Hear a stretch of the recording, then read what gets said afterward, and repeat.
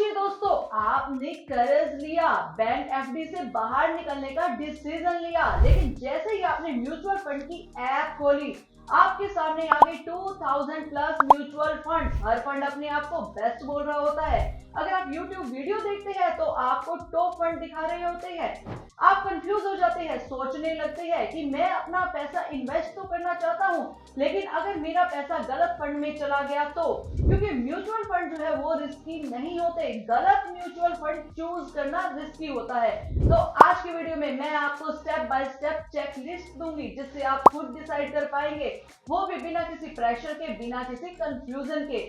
आज के वीडियो के एंड तक आप खुद कॉन्फिडेंटली बोल पाएंगे कि मैं सही फंड को चूज कर सकता हूं, क्योंकि इन्वेस्टमेंट में गलती पैसा नहीं बल्कि आपका कॉन्फिडेंस तोड़ती है। नमस्ते दोस्तों, मेरा नाम है प्रियंका और पर्सनल फाइनेंस मास्टर सीरीज में आपका बहुत बहुत स्वागत है। आज की वीडियो जो है पूरी सीरीज का बैकबोन है, how to choose right mutual fund. और ये वीडियो स्पेशली बिगिनर्स के लिए है, क्योंकि 80% लोग म्यूचुअल फंड चूज करते वक्त यही गलती करते हैं। तो चलिए अब हम बात करते हैं म्यूचुअल फंड को स्टेप बाय स्टेप कैसे चूज करना है। जिसमें नंबर 1 स्टेप आता है, सबसे पहले खुद को समझो। यानी कि सबसे पहले आपको खुद से एक सवाल करना चाहिए, आप कौन है एज एन इन्वेस्टर। यानी कि आपको पैसा कब चाहिए, 3 ईयर में, 5 ईयर में या 10+ ईयर में। आप रिस्क को हैंडल कर सकते हैं या नहीं, अगर मार्केट गिरी तो आपको नींद आती है या नहीं, क्योंकि म्यूचुअल फंड है ना, वो आपके गोल के लिए है, आपकी ईगो के लिए नहीं। तो चलिए अब हम बात करते हैं स्टेप नंबर 2 की। गोल क्लियर रखो। किसी भी फंड को चूज करने से पहले ना आपका गोल क्लियर होना चाहिए। यानी कि आपको पैसा किस लिए चाहिए, इमरजेंसी के लिए, तो आपको म्यूचुअल फंड चूज नहीं करना चाहिए। अगर आप 3 इयर्स तक इन्वेस्टेड रहना चाहते हैं, यानी कि आप सोचते हैं कि 3 साल में मुझे कोई कार चाहिए, तो आपको डेब्ट या हाइब्रिड म्यूचुअल फंड को चूज करना चाहिए। लेकिन अगर आप 10 से 15 साल में वेल्थ चाहते हैं तो आपको इक्विटी म्यूचुअल फंड को चूज करना चाहिए। आपको ना एक रूल को याद रखना चाहिए, short term safety, long term growth. यानी कि अगर आपके पैसे का डेस्टिनेशन क्लियर है ना, तो विकल्प सही चूज होता है। तो चलिए अब हम बात करते हैं स्टेप नंबर 3, यानी कि कैटेगरी चुनो, फंड नहीं। बहुत सारे लोग ना इन्वेस्ट करते वक्त फंड को चूज करते हैं, ना कि कैटेगरी को। ये बिल्कुल गलत प्रोसेस है। सबसे पहले ना आपको एक कैटेगरी चूज करनी चाहिए, उसके बाद उस कैटेगरी के फंड में अपने पैसे को इन्वेस्ट करना चाहिए। आपको ना कैटेगरी सिंपल चूज करनी चाहिए, जैसे कि इंडेक्स फंड। अगर आप बिगिनर है ना, तो ये आपके लिए बेस्ट है।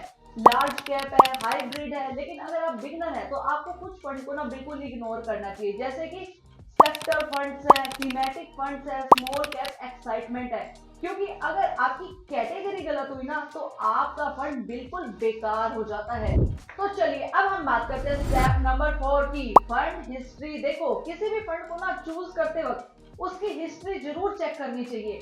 कुछ लोग इसे चेक तो करते हैं, लेकिन बहुत गलत तरीके से। वो क्या देखेंगे, सिर्फ 1 साल में इस फंड का रिटर्न क्या रहा है, या टॉप परफॉर्मर कौन सा रहा है। आपने परफॉर्मेंस देखनी है, देखिए, लेकिन 10 से 15 साल की अप और डाउन में उस फंड के बिहेव को जरूर चेक करना चाहिए। यानी कि जब मार्केट गिरी तो इस फंड का बिहेव क्या था, आपको अपने आप से ये क्वेश्चन जरूर पूछना चाहिए, क्योंकि हीरो वही है जो बुरे वक्त में भी खड़ा रहता है। तो चलिए अब हम बात करते हैं स्टेप नंबर 5, यानी कि एक्सपेंस रेशो समझो। एक्सपेंस रेशो मतलब कि फंड मैनेज करने का खर्चा, ये डायरेक्टली आपके रिटर्न्स में से काटा जाता है। यानी कि ज्यादा एक्सपेंसेस कम रिटर्न। आपको एक रूल याद रखना चाहिए, पैसिव फंड्स बहुत लो, एक्टिव फंड रीजनेबल होना चाहिए। तो चलिए अब हम बात करते हैं स्टेप नंबर 6 की, यानी कि फंड मैनेजर को हीरो मत बनाओ।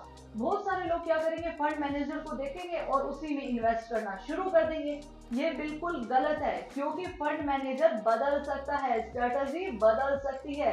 अगर आपको देखना है तो देखिए, प्रोसेस स्ट्रॉन्ग है या नहीं, एएमसी डिसिप्लिन है या नहीं। क्योंकि अगर सिस्टम स्ट्रॉन्ग है लेकिन हीरो फेल हो जाता है ना, तब भी फंड चलता रहता है। तो चलिए अब हम बात करते हैं स्टेप नंबर 7 की, AUM एंड साइज चेक करो। यानी कि AUM का मतलब क्या है, एसेट्स अंडर मैनेजमेंट।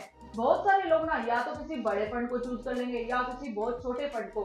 अगर आप बहुत छोटे फंड को चूज कर रहे हैं यानी कि रिस्की, और बहुत बड़े फंड को चूज कर रहे हैं यानी कि स्लो, इसलिए मिडल ग्राउंड बेस्ट होता है। इसका रीजन है लिक्विडिटी, स्टेबिलिटी, एक्सीक्यूशन एज, यानी कि ना भीड़ ना अकेला, बैलेंस जरूरी है। अब हम बात करते हैं स्टेप नंबर 8 की, सिप डिसिप्लिन टेस्ट। सबसे पहले ना आपको खुद से एक सवाल पूछना चाहिए, क्या आप इस फंड में 5 से 10 साल के लिए सिप को चला सकते हैं? अगर आपका जवाब है मार्केट गिरी तो मैं अपना पैसा निकालूंगा या मैं डेली चेक करूंगा, तो आपको फंड नहीं बल्कि अपने माइंडसेट को बदलने की बहुत जरूरत है, क्योंकि बेस्ट फंड वही है जिसमें आप इन्वेस्टेड रह सकते हैं। तो चलिए अब हम बात करते हैं स्टेप नंबर 9 की, यानी कि कितने फंड काफी हैं। अगर आप बिगिनर्स है ना, तो आपके लिए 2 या 3 फंड काफी है, क्योंकि ज्यादा फंड ना overlap, confusion, no extra return, ज्यादा ऑप्शन आपको क्लियरिटी नहीं देते, क्लियरिटी कम ही देते हैं। तो चलिए अब हम बात करते हैं स्टेप नंबर 10 की, रिव्यू नॉट पैनिक, यानी कि म्यूचुअल फंड का रूल है review once a year, panic never. Review में देखिए गोल अभी भी सेम है या नहीं, कैटेगरी सही है या नहीं। अगर आप डेली चेकिंग करेंगे ना तो वो आपको इमोशनल डैमेज कर देगा, क्योंकि म्यूचुअल फंड जो है वो आपके पेशेंस का टेस्ट है, इंटेलिजेंस का नहीं। सोचिए बहुत सारे लोग का ना म्यूचुअल फंड फेल हो जाता है क्योंकि वो सोचते हैं हमने ना गलत फंड चूज किया है, बिल्कुल गलत है। फेल इसलिए हो जाता है क्योंकि डिसिप्लिन टूट जाता है, फियर आपको अपने कंट्रोल में कर लेता है और एक्सपेक्टेशन गलत होती है। आप इन्वेस्टेड इसलिए नहीं रहते कि आप रिच बन जाएं, आप इन्वेस्टेड इसलिए रहते हैं ताकि फ्यूचर के डर को कम कर सके, फैमिली सिक्योर हो और लाइफ के डिसीजन फ्रीडम से ले सके। क्योंकि ये सब ना सिर्फ एक बोरिंग चीज पे डिपेंड करता है, वो है कंसिस्टेंसी। किसी भी फंड को चूज करने से पहले ना आपको कुछ बातों को जरूर ध्यान रखना चाहिए, जैसे कि before investing tick all, goal clear, category correct, simple structure, सिर्फ discipline, expenses reasonable, long term mindset. अगर सब सही तो आपका फंड ऑलमोस्ट सही है। तो कमेंट में जरूर बताइएगा सिर्फ स्टार्ट किया है या नहीं, या प्लान कर रहे हैं। अगर आपको मेरी ये वीडियो अच्छी लगी हो तो मेरे चैनल को सब्सक्राइब कीजिएगा, बेल आइकन दबाना बिल्कुल मत भूलिएगा, लाइक शेयर और कमेंट जरूर कीजिएगा। मिलते हैं नेक्स्ट वीडियो में।